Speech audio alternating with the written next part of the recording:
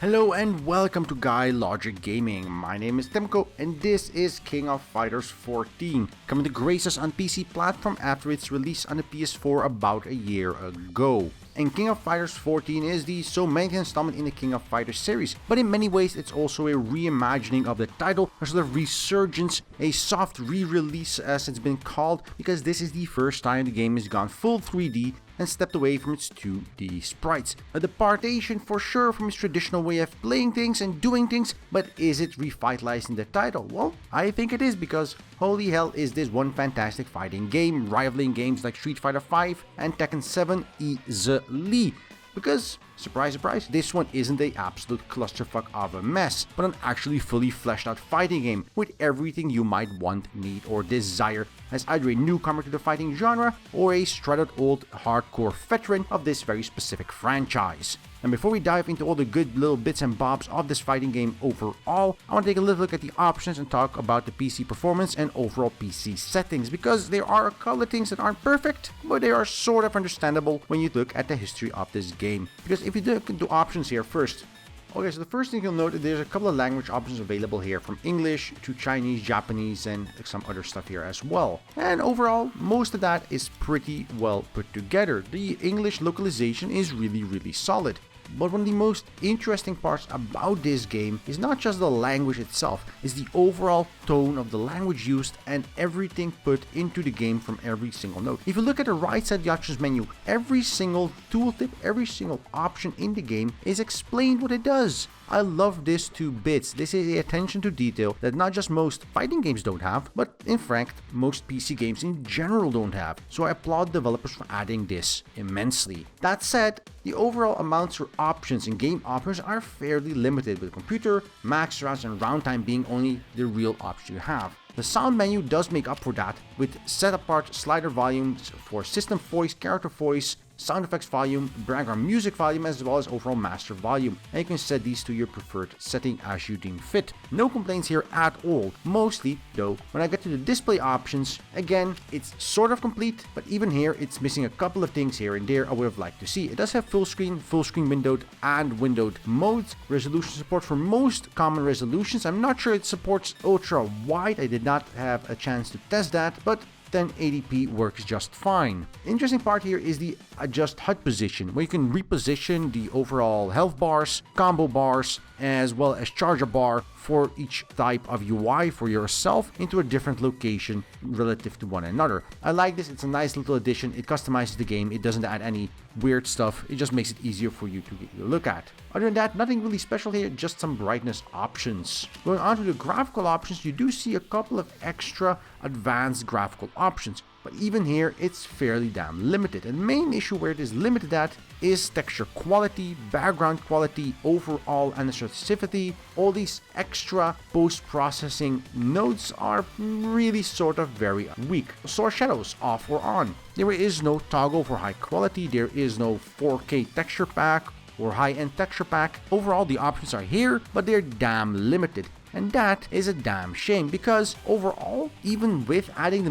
map to that improves quality sort of, the graphical quality of the game is very weak. It looks like something that could have come out for the PS3, a game from 5 or 6 years ago in the fighting game genre, and not something competing with current day PC hardware at the highest levels. It's not, it looks very dated, and it looks nice, and the graphical way the game is presented does mask that a little bit, but the shadows, the AA, the post-processing, all these extra little bits of technology we have developed over the last decade are all a little bit weak and a little bit missing. It's like I'm looking at Street Fighter IV, which is not too strange, honestly, because the original designer behind Street Fighter IV is also the one that led the project for King of Fighters XIV. Lastly, control options are either Xbox controller or keyboard. You can change the button configurations even for controller, which is absolutely fan-fucking-tastic. Now, I'm not using an actual Xbox controller, I'm using a Steam controller for this gameplay, and you might be wondering why I'm not using a keyboard and mouse, and the answer to that is fairly straightforward. If you're playing a fighting game with a keyboard and mouse, you are certifiably insane. A gamepad works sort of. Playing on a fight stick is preferred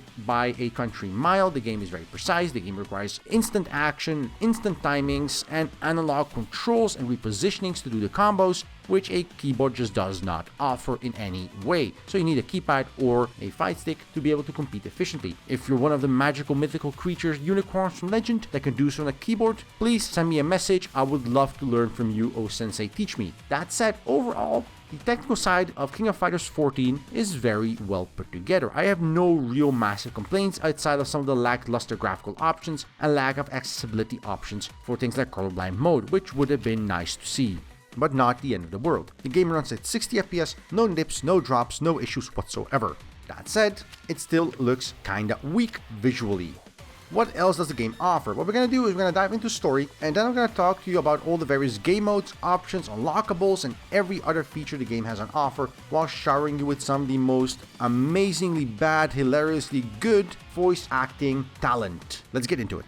So as we dive into story mode, I'm gonna let the game play for itself. There's 3 main notes we need to make before I explain everything else related to the game. 1, I'm absolutely dreadful at fighting games, so my performance should not be a baseline measure of how the game plays. You can actually see the boss perform some very excellent moves and some very cool combos that this game relies on heavily. Now the game says it has a system for introducing newer players to the game as opposed to veterans of the fighting game genre or the King of Fighters franchise in general, and I'll get into that in a little bit. The second note I'd like to make, most importantly, is that this is a very fleshed out title from A to Z. There is a training mode, there is a extensive tutorial mode, there is a command list mode. The training mode allows you to predefine combo attacks of your opponent you're facing. It even has a versus AI mode, it has a local online mode, it has an online mode with ranked and unranked gameplay. The netcode is stable and excellent. From every angle you look at this, you look at a very fleshed out, very complete fighting game. From top to bottom, everything you might want, need, or desire in a fighting game is here.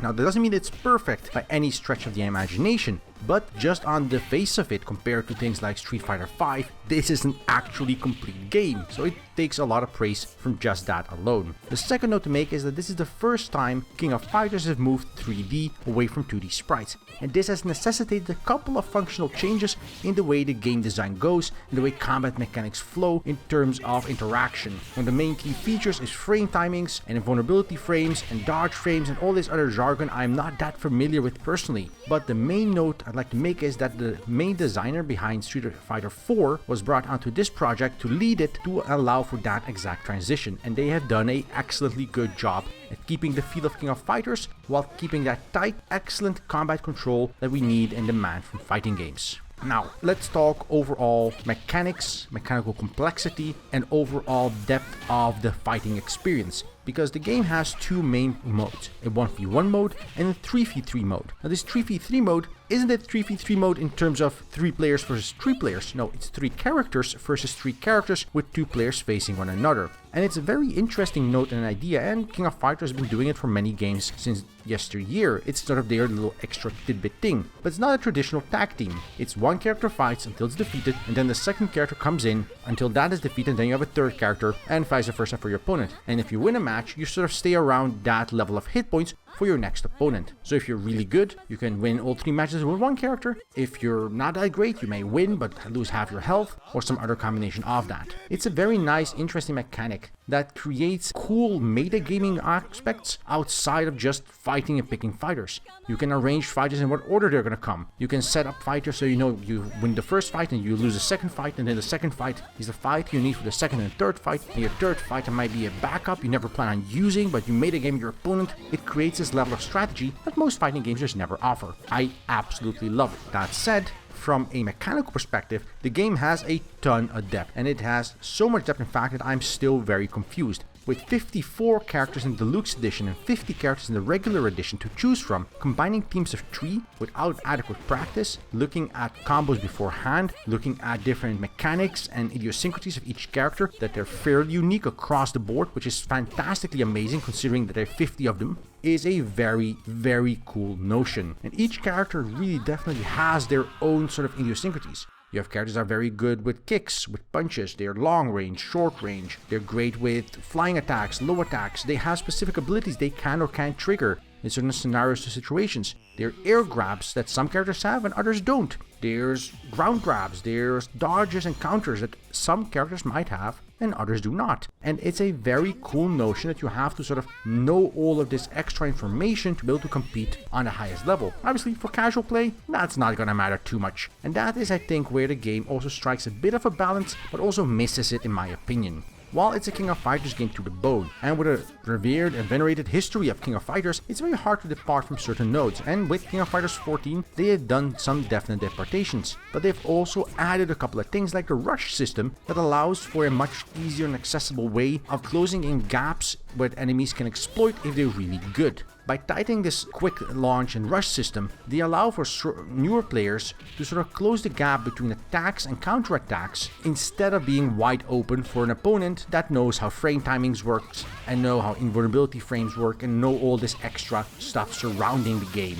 That said, even then, the game is not that accessible in my opinion. Having played the game for right about 10 hours, just using 3 characters, using the training mode, using all the tutorials, using a lot of story mode, I still was barely scratching the surface of all the different special, extra special, max, uber, extra special, super max abilities that I have on display, which more tiers of abilities that all trigger on top of different triggers and builders and different types of abilities. And this is a staple for every fighting game, be it Street Fighter or Skullgirls. Every one of them has builders that build something, and then you have special combos that build off that, and then you have counter combos for specific situations. But if this is not the sort of thing you're looking for, then you should probably be a little bit careful, because this is what people are looking for when they look at a fighting game. The problem is, if you're new to fighting games, if you're trying to get into fighting games, if you're trying to figure out what the hell is going on with all these different types of nuanced changes and mechanics that come into play, you might be in for a hard time just getting up on par to be able to compete even on the lower ranks.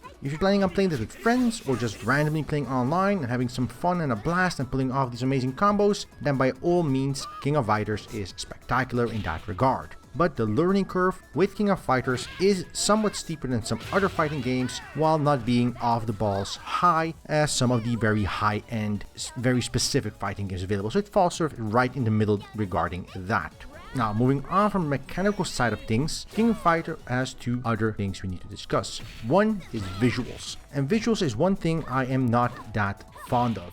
The game feels very, very outdated from an interface and a visual perspective. While the game's options and game stability are decent to good, especially the game stability being a smooth 60 FPS in every situation, the game's options really limit what you can customize with limited sets of anti-aliasing or anisotrophy and other different post-processing options. But even then, the game's visuals look outdated. Now, I'm not just talking about the visuals in a sort of sense of texture quality. While that too feels very outdated, everything else also feels very lackluster. While the game is 3D, there is no vertical switching, there is no point of view changes, there is no foreground or background interaction, something that Street Fighter V has done a phenomenal job in doing. The background is literally a background. There is no interaction, there is no added value, there's no life to it. It's very one-dimensional, very flat, and very boring in most situations. While the art style for some of the maps is very interesting, the art quality never really impresses. And while the character animations and combat mechanics are smooth and solid, as they should be in a fighting game, even then the character models and secondary animations, such as swaying animations or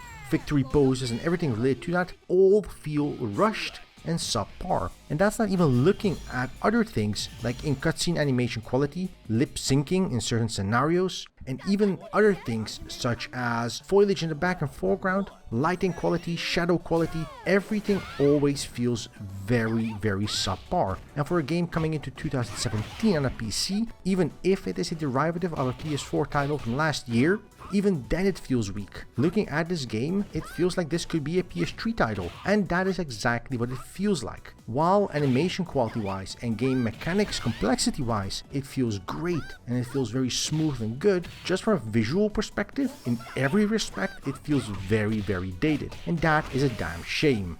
But going on beyond that, if you take a look at secondary sound effects and audio tracks and everything related to that, that too is a bit of a mixed bag. While the primary audio for combat mechanics and combat interactions, there's punches, kicks, special abilities, and everything related to that, feels very good. It's very well integrated with the combat itself and the visuals of the combat. If you take a look at some of the background audio and even some of the background music, that never really feels great. You always feel like it's a little bit weak, a little bit rushed, and a little bit dated. And that is basically how you can sum up the visual representation and the audio representation of this title in general, a bit dated. While the mechanics and all the combat interaction is top-notch, while the system stability and everything technical around the game fits straight into modern games in general and especially modern fighting games, everything visually on the game feels like it could be from 3 or 4 years ago. That is a damn shame. Now, taking it a step further is the voice acting and visual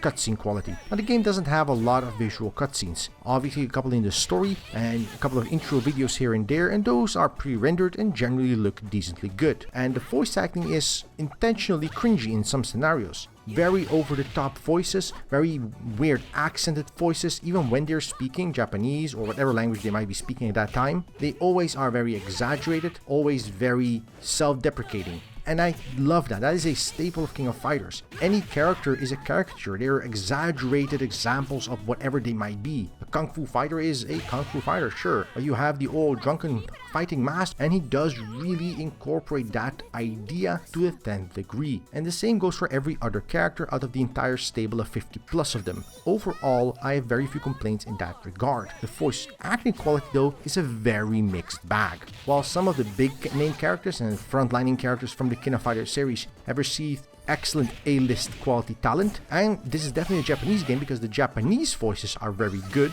Taking a look at some of the other characters that don't by default sound Japanese, at least in the game's lore, have very heavy accented Japanese voice acting, and there's been no effort put into normalizing those or westernizing those for those particular characters. While massive effort has been put into trying to get the feel right for characters where they do have local talent. So it's a bit of a mixed bag. But even in that case, the voice acting is always delivered with the well-expected high-quality voice talent Japan has on offer. No real complaints in that regard. It's just that the quality of voice acting they have available doesn't always match what the character could sound like if you took a listen at their native or origin country or whatever else they might be. Now, one of the things that I found extremely hilarious is some of the cutscenes between different characters. On occasion, when you have two characters based on the story's lore and you have them in a fight, you'll have a little sort of mini cutscene in the match before the actual fighting starts. And while these are overall very self-deprecating, very filled with jokey kind of stuff for King of Fighters,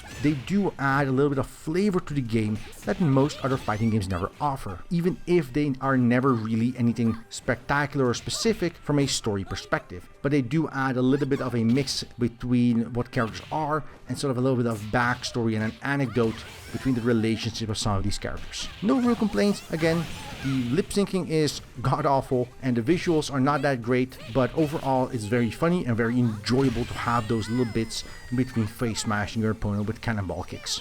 Moving on to the online component, there's two main segments here that are fairly important. Obviously, the training mode and everything related to that you have available at any given time, and you can use any character or anything you might wish or want. That said, on the online I did have a little bit of a difficulty finding 3v3 matches, especially on the lowest ranks, which I'm obviously at. But even in those scenarios, the players I was facing were absolutely destroying me completely. The matchmaking isn't that great in that regard. Now for ranked, this is a good matchmaking. It follows a good solid set of ranked match modes. It allows you to properly set yourself against competitive opponents. It allows you to rise in rank as you would in the proper ranked mode.